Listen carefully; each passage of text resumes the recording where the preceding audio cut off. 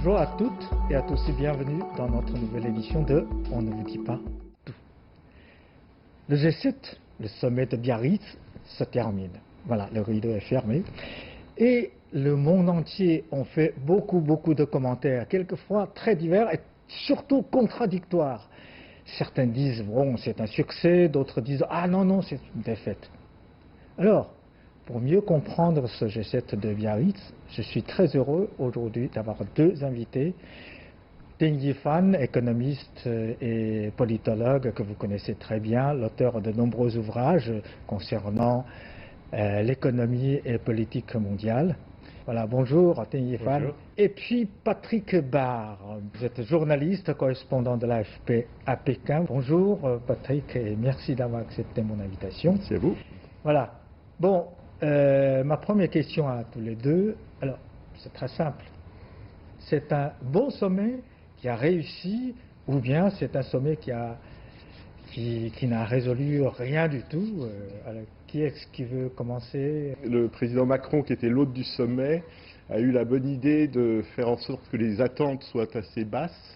Ah oui. Donc, parce qu'on savait ce qui s'était passé lors du précédent sommet au Québec il y a un an, qui avait été assez désastreux. Au Canada. Voilà. Donc là, on est parti du principe qu'il n'y aurait pas de communiqué final. Donc, Voilà, il n'y a pas de communiqué final, c'est la première fois. Hein. C'est ça. Bon, alors, il y a quand même 44 ans. Exactement, mais il y a quand même une déclaration finale. Donc tout Oui. ça est assez subtil.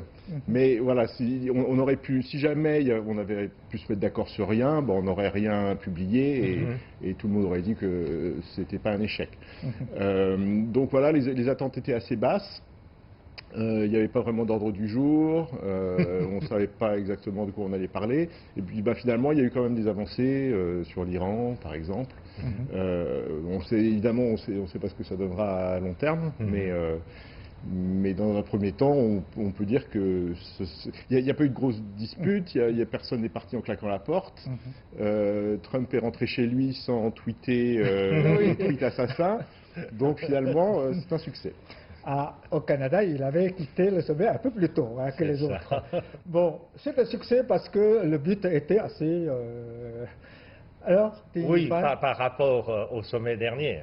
Donc celui-là peut être considéré comme un succès parce qu'il n'y a pas eu de scandale, parce qu'il n'y a pas vraiment eu de disputes acharnées entre les dirigeants, etc. Donc la face est sauvée. D'une certaine manière, la face est sauvée. Et finalement, la face est sauvée, mais il n'y a pas vraiment de résultats concrets. L'Iran, donc le ministre des Affaires étrangères iranien a été invité, mais visiblement, la rencontre entre les dirigeants et le ministre iranien des Affaires étrangères n'a pas eu lieu. Parce que Donald Trump était un peu écarté, le président américain était écarté, et il n'y avait pas vraiment une rencontre pompeuse entre cela. Donc c'est un peu bizarre. Donc il y a d'autres représentants d'autres pays qui ont été invités, qui ont eu des rencontres un peu hasardeuses avec les dirigeants des sept. Mais finalement, si on regarde la déclaration des présidents, etc., il n'y a pas vraiment de contenance vraiment importante. Oui, il faudrait se rappeler que le mécanisme de G7 a été conçu comme une plateforme importante pour discuter des politiques macroéconomiques, parce qu'il a été inventé tout de suite après le premier choc pétrolier. Donc, il a été inventé pour que les dirigeants des grandes économies se réunissent et débattent les politiques macroéconomiques. Mais cette fois-ci, en fait, si on regarde ce qui se passe en Europe, ce qui se passe aux États-Unis, ce qui se passe dans le monde, il y a la guerre commerciale, il y a la récession, la menace de la récession mondiale, etc. Mais personne n'en parle. Mais on a quand même tombé d'accord sur l'incendie de forêt de l'Amérique du Sud. On a même voté un budget pour le sauver. C'est quand même un succès, non? Oui, tout à fait. Pour revenir effectivement sur les origines du sommet, ça n'a jamais été conçu comme une espèce de de forum formel qui va prendre une décision juridiquement contraignante. Au départ, c'était simplement mettre des chefs d'État ensemble. Oui, c'est Giscard d'Estaing, le président français. Voilà, et ce qui était à mon avis une bonne idée, c'était juste faire connaissance et puis essayer de parler dans un cadre un peu décontracté. Après, autour d'un feu, tout le monde parle ou dans la piscine, enfin, c'était... et ça s'est perdu, je pense que c'était une très mauvaise idée. Et là, d'après ce que j'ai vu, les images qu'on nous a montrées du sommet de Biarritz, on a essayé, je pense, de revenir un petit peu à ce cadre beaucoup plus informel, beaucoup plus détendu. Quand on les voyait dans la salle de réunion, c'était une petite salle. On a l'impression qu'ils étaient un peu comme en train de déjeuner au bord de la mer, c'est ça. Une ambiance très détendue, un peu une ambiance de vacances. C'est peut-être ça qui a permis justement qu'il n'y ait pas de clash. Et voilà, moi, mon sentiment, c'est que on ne devrait jamais attendre du G7 quelque chose de miraculeux. Voilà, c'est pas ça le but. Et effectivement, d'être arrivé à ce que Trump aussi s'accommode un peu à ce jeu. Voilà, et surtout convienne, par exemple, sur le cas de l'Amazonie, qu'il y a effectivement des problèmes écologiques dans le monde, ça, c'était pas gagné d'avance, puisqu'il n'est pas connu pour son souci écologique. Oui, même dans les médias, moi, j'ai remarqué que, vous voyez, les médias monde entier n'ont pas concentré sur les grands sujets, justement, que vous avez évoqués tout à l'heure, mais sur des relations personnelles entre Donald Trump et Macron, surtout le président brésilien qui avait se moqué un peu de l'âge de la première dame française. Et c'était assez bizarre, non, Teifa? Pourquoi les gens concentrent sur les détails En fait, oui, mais la rencontre des dirigeants des pays qui étaient les plus importants du monde, oui, qui sont les plus très sérieuses aujourd'hui. Les 7 pays quand même les plus riches du monde, non? Ça a été. Non, parce que le mécanisme a été inventé dans les années 70. Et dans les années 1970, c'était vraiment la grande partie de l'économie mondiale. Donc c'était les pays les plus riches, c'était l'économie les plus importante du monde, et leurs décisions avaient des effets importants sur le monde, ce qu'on appelle des effets de débordement, parce que ça a des effets divers. Alors qu'aujourd'hui, cette pays ne représente plus que 40% du PIB mondial. Alors qu'en 70, c'était au moins 60%. Enfin, non, à l'époque, c'était 80%. 80% de l'économie mondiale. Oui, alors, apparemment, tout à l'heure, vous avez dit Macron a mis l'objectif assez bas, mais quand même, avant le sommet, il a invité, par exemple, Poutine à visiter la France. Apparemment, il voulait élargir un peu G7.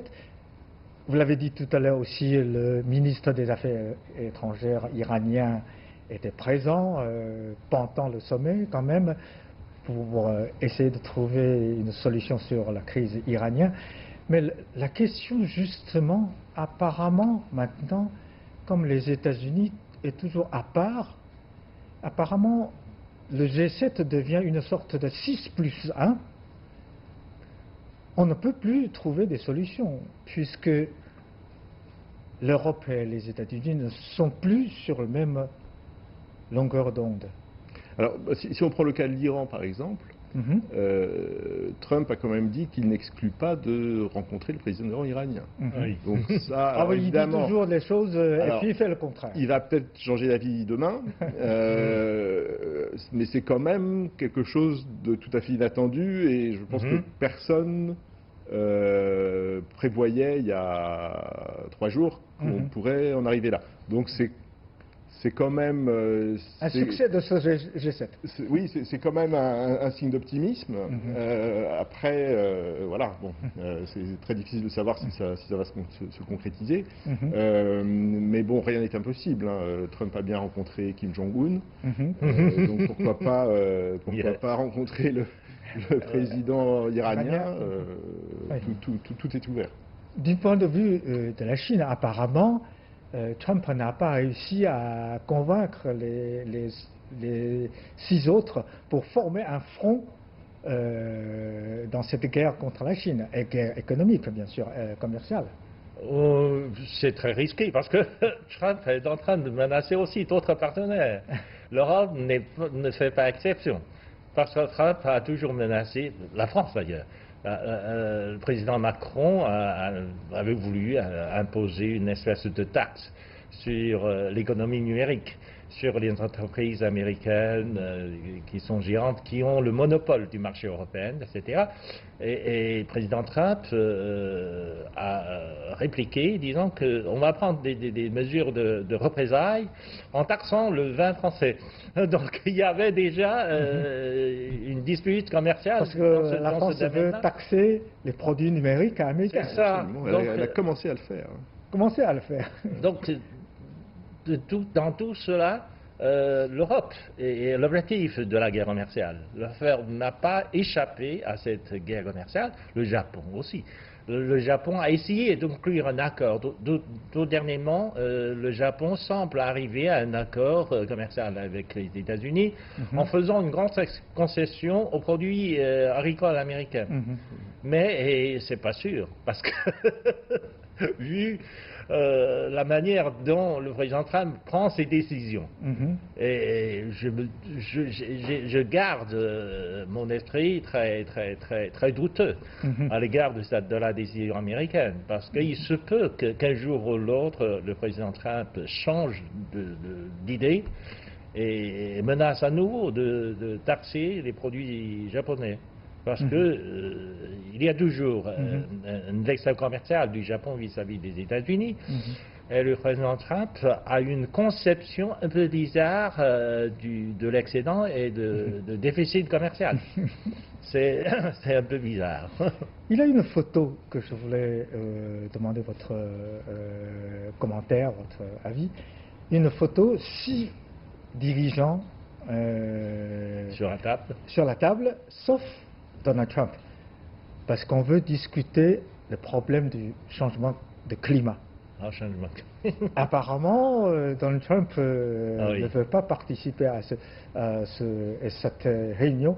Est-ce que c'est un signe qui montre que les États-Unis, comme Trump répète toujours, les États-Unis d'abord, est-ce que le monde, le G7, est vraiment maintenant est formé 1 plus 6. Et même, on peut dire que les États-Unis tout seuls contre le monde entier, Patrick. Je crois que dans la tête de Trump, il n'y a pas d'amis ni d'ennemis. Comme il a dit lui-même, c'est America First, l'Amérique d'abord, et après, il ne connaît que des rapports de force. Donc, ce qui m'a frappé, par exemple, c'est ce qu'a dit le Premier ministre britannique, Boris Johnson, justement à propos de la guerre commerciale avec la Chine. Il a dit, nous, on est contre les droits de douane et on est pour la paix commerciale. Alors qu'il est quand même, a priori, le plus proche allié de Trump au G7. Ils sont sur la même longueur d'onde, sur des tas de choses, enfin, ils se ressemblent même. Et donc, c'est assez intéressant, d'ailleurs, de voir la situation politique de la Grande-Bretagne, parce qu'elle quitte l'Union européenne, mais elle a à la fois besoin d'un accord commercial avec les États-Unis et d'un accord commercial avec la Chine.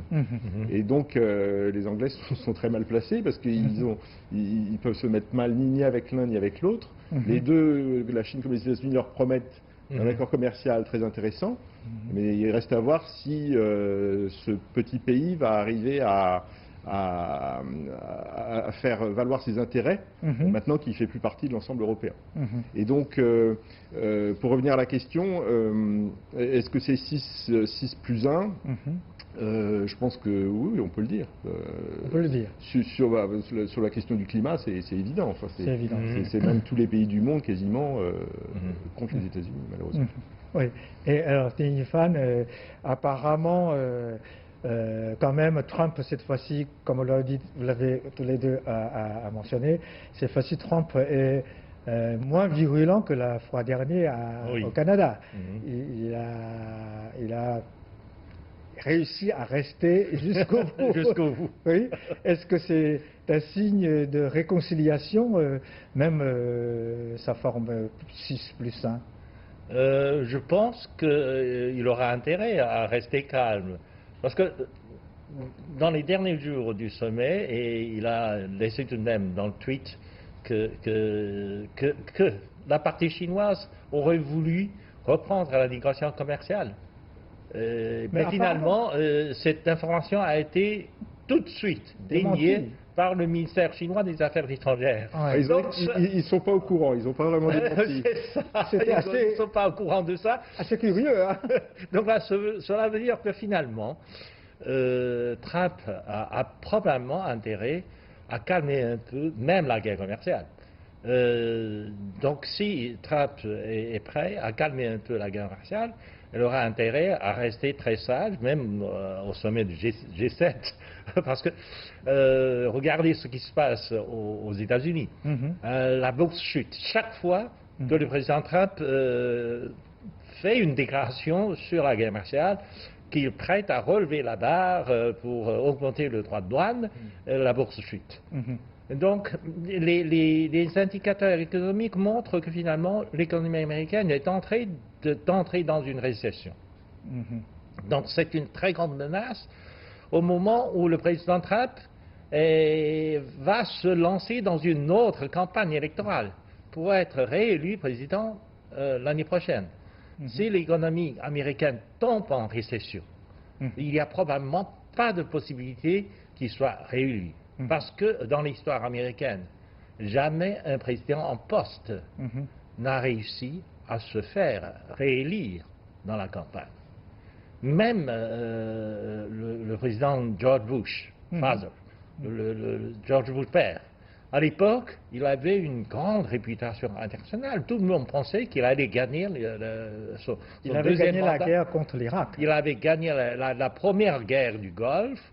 Et puis en plus, il a fait payer la guerre par les Alliés, par l'Arabie Saoudite, par les Européens, par les Japonais, etc. Et les États-Unis ont gagné la guerre, mais aussi ont gagné de l'argent par la guerre. Puis en plus, George Bush bénéficiait des dividendes de la guerre froide parce que l'Union soviétique venait d'être démembrée. Donc les États-Unis étaient vraiment la réputation du président George Bush était au sommet. Et il a échoué dans sa campagne électorale face à un gouverneur d'Arkansas, d'un État que personne ne connaît. Et finalement, Bill Clinton a réussi à gagner l'élection électorale grâce à un mot d'ordre, à un slogan très simple. Stupid, c'est l'économie. Stupid, it's economy. Et ça a battu George Bush parce que l'économie américaine à l'époque était en récession. Donc Donald Trump doit connaître ça au cœur. Parce que s'il fait en sorte... On parle, bien sûr, aujourd'hui, on parle de la récession Trump. On parle de la récession d'Amaro, parce que ce sont des hommes qui sont farouches pour la guerre commerciale. Mais ce sont aussi le grand danger. C'est aussi un grand danger pour l'économie américaine. Bon, heureusement, apparemment pour Donald Trump, en face de lui, il n'y a pas un Bill Clinton aujourd'hui très puissant. Bon, G7, je reviens sur G7. Apparemment, G7... l'idée est conçue par Giscard d'Estaing, justement, à l'époque, c'était les pays les plus riches, les plus puissants, les premiers pays industrialisés, qui dirigent un peu le monde. Mais après, la Russie a été introduite, G7 devient G8, et puis exclu à cause de l'affaire de Crimée, etc. Aujourd'hui, alors, comme la Chine est devenue la deuxième puissance économique du monde, comme le G7 n'est plus aussi puissant qu'avant, pour vous, est-ce que le G7 aura encore un avenir? Qui veut répondre? Bon, je pense que le G7, c'est pas juste une question économique, c'est aussi des pays qui partagent un peu les mêmes valeurs, les mêmes systèmes politiques. Donc que leurs dirigeants se parlent, à mon avis, c'est une bonne chose. Comme on disait tout à l'heure, c'est pas la notion d'avoir une espèce de gouvernement mondial qui prendrait des décisions qui s'appliqueraient à tous. Je pense que c'est toujours une bonne chose que les dirigeants se parlent. Après, c'est sûr qu'ils ne représentent plus qu'une part minoritaire de l'économie mondiale.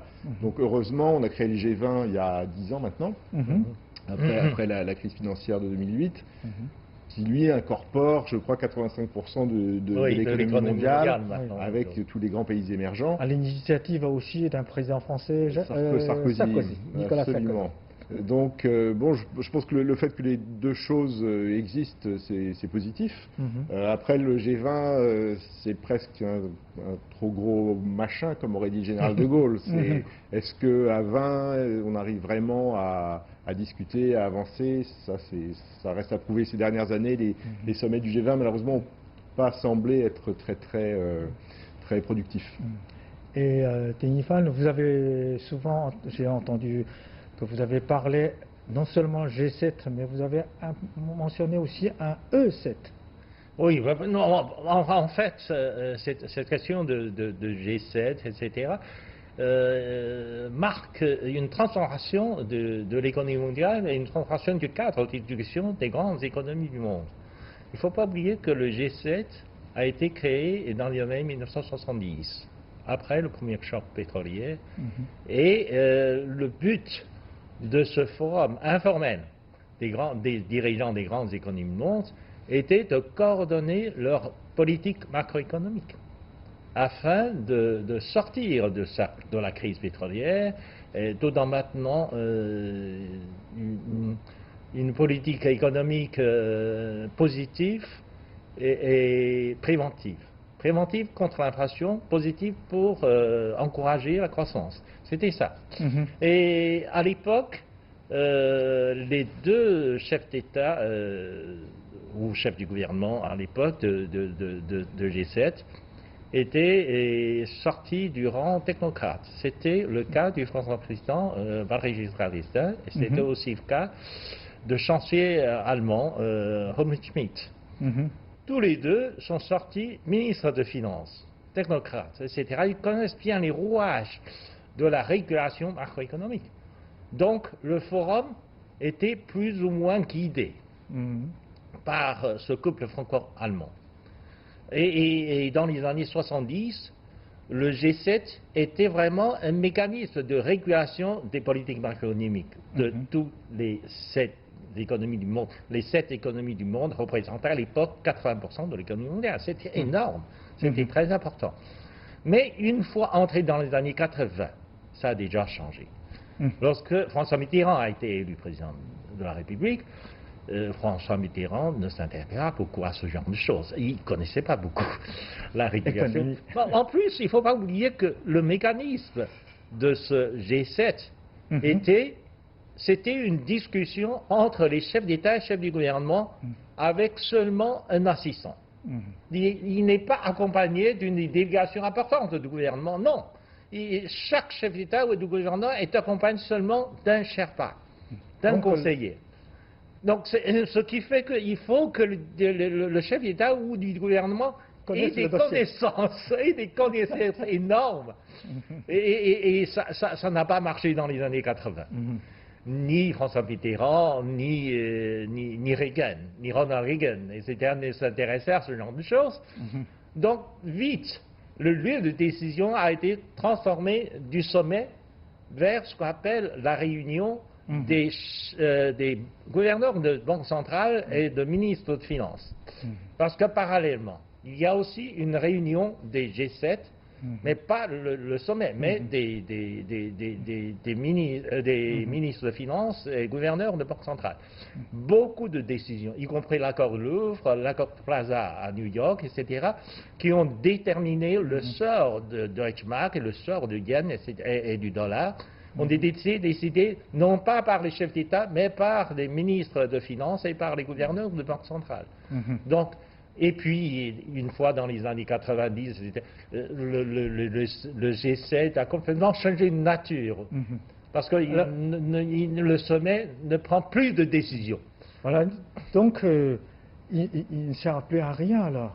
Mais d'une certaine manière, mais c'est surtout lorsque la Russie a été inclus dans le G7. Le G7 s'est transformé en G8. C'est devenu un forum de conversation. Un forum de conversation de déclarations qui ne servent vraiment à rien. Qui ne servent vraiment à rien. Mais c'est un lieu pour rappeler que nous sommes encore là. Nous comptons encore dans ce monde. Oui, mais il y a une grande différence parce que, à part ce qu'on appelle le G7, les grandes économies, les économies développées, il y a ce qu'on appelle un autre groupe qu'on appelle le E7. E7, c'est les pays BRICS, 5 pays de BRICS, plus l'Indonésie et la Turquie, ce qu'on appelle les 7 émergents. Donc la Chine, le Brésil, l'Inde, la Russie, l'Afrique du Sud, l'Indonésie et la Turquie. En 1997, les E7 commencent à se développer, mais le G7 représente encore le double de E7. Mais en 2013, ils sont à égalité. E7 et G7, ils sont à égalité. Économiquement. Et selon toutes les estimations possibles, etc., réalisées en particulier par les agences de conseil américaines, McKinsey Global Institute. Par McKinsey Global Institute, en 2035, pas très loin, les E7 seraient le double du G7. Oui, bon. Le monde change assez rapidement et selon les estimations de PricewaterhouseCoopers, donc une agence de comptables américaine, mais internationale, en 2050. Alors là, le changement sera encore plus grand. Parce que le G7 sera réduit à moins de 20% de l'économie mondiale, alors que le E7 serait beaucoup plus grand que ça. Ne représente plus que la moitié du monde. E7, je me rappelle encore 5 pays de BRICS, et puis G20, que Patrick tout à l'heure a mentionné.